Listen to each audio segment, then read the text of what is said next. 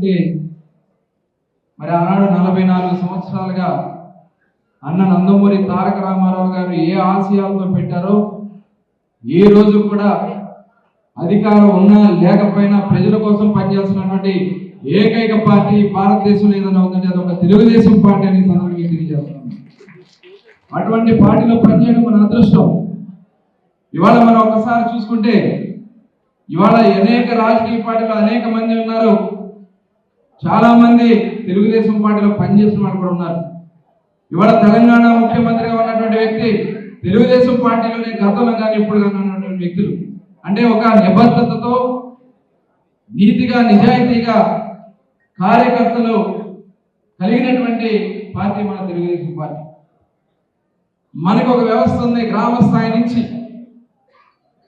జాతీయ స్థాయి వరకు కార్యవర్గాలను ఏర్పాటు చేసుకోవడం ఆనాడు అన్నగారి నుంచి ఏర్పాటు చేసినటువంటి కార్యక్రమం.